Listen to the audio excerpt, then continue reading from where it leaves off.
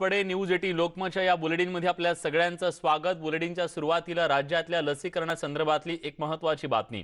राज्य सरकार 1 तारखेपासून तिसऱ्या टप्प्यातील लसीकरणाला सुरुवात करण्याच्या प्रयत्नात आहे।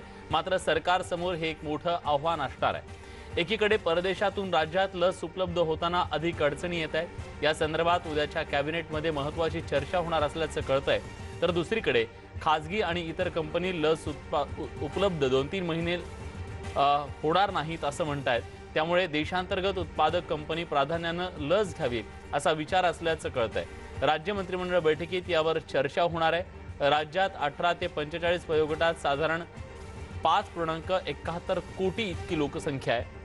2 लस याप्रमाणे साधारण 12 कोटी लस लागतील अशी माहिती आहे। त्यामुळे देशांतर्गत लस उत्पादक कंपनी प्राधान्याने घ्यावी असा विचार कॅबिनेट बैठकीत त्याबद्दल चर्चा केली जाण्याची शक्यता आहे। सागर कुलकर्णी आपले प्रतिनिधी आता आपल्या सोबत जोडले गेलेले आहेत। सागर, सरकारने तर मानस जाहीर केला की आम्हाला सगळ्यांना हे लसीकरण लवकरात लवकर मोफत पूर्ण करायचं आहे, पण लस उपलब्ध करण्याच्या संदर्भातले कुठले पर्याय आता त्यांच्याकडे आहेत, काय चाचपणी सुरू आहे आणि ते टार्गेट कसं पूर्ण करणार? विलास, महाराष्ट्रात मध्ये 1 मे पासून संपूर्ण 18 ते 45 वयोगटातल्या लोकांना मोफत लस द्यावी अशी भूमिका सरकारची जरी असली तरी सरकारसमोर सगळ्यात मोठ्या 2 अडचणी येताना दिसत आहेत। एक तर देशांतर्गत ज्या 2 लस उपलब्ध आहेत कोरोनावरच्या, त्या एक तर पुनावाला यांची आणि दुसरी भारत वॅक्सिन, तर या भारत बायोटेकच्या या दोन्ही लस तितक्या प्रमाणात लगेच तात्काळ उपलब्ध होणं कठीण आहे।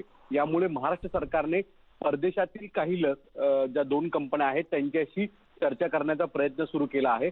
पण परदेशातल्या लस देणाऱ्या 2 कंपन्यांनी स्पष्ट म्हटलेलं आहे की जर महाराष्ट्रामध्ये या लस उपलब्ध करून द्यायच्या असतील तर त्यासाठी साधारणतः 1 ते 2 महिने कालावधी लागणार आहे। तात्काळ उपलब्ध करून देणं तुर्तास शक्य नाही आहे। दुसरी गोष्ट, सगळ्यात महत्त्वाची अडचण अशी झाली आहे, या परदेशातल्या कंपन्यांचं मत आहे की जर त्या महाराष्ट्रामध्ये लसीकरण करत असतील तर त्या संदर्भातला एक कायदेशीर बाबीचा एक व्यवहार केला जाईल, ज्यामध्ये कंपन्या या लसीकरणामध्ये काही चुकीचं घडलं किंवा काही रिएक्शन झाल्या तर त्याला जबाबदार नसेल। अर्थात ही फार मोठी अट असणार आहे। यामुळे राज्य सरकारची कोंडी झालेली आहे।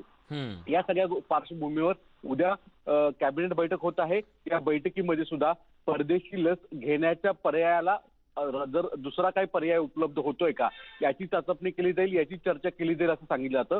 आणि सगळ्यात महत्त्वाची गोष्ट म्हणजे साधारणतः 6,500 कोटी रुपये संपूर्ण लस मोफत देण्याबाबत लागणार आहेत राज्य सरकारला। राज्य सरकारचा विचार आहे की ज्या मोठ्या कॉर्पोरेट कंपन्या आहेत, वेगवेगळे कंपन्यांचे ग्रुप्स आहेत, CSR फंड्स आहेत, त्याच्या माध्यमातून कंपन्यांनाच विनंती करावी की तुमच्या वेगवेगळ्या समूहासाठी लस उपलब्ध करून दिल्या जाव्यात। महापालिका, मुंबई महापालिकेसाठी मोठी आर्थिक क्षमता आहे, त्यांनी इतर महापालिकांचा क्षेत्रातल्या लोकांचा खर्च उचलावा। MMRDA आणि सिडको अशा काही एजन्सी आहेत की ज्या आर्थिक सदन आहेत, त्यांनी देखील काही पर्याय उपलब्ध करावेत, काही ठिकाणी लस मोफत उपलब्ध करून द्यावेत। अशा पर्यायांवर उद्या महत्त्वाची चर्चा होणार आहे आणि मग लस मोफत द्यायची ती कोणत्या माध्यमातून त्याच्याबद्दलचा अंतिम फैसला कदाचित होऊ शकतो। धन्यवाद तुम्ही दिलेल्या या सगळ्या सविस्तर माहितीबद्दल।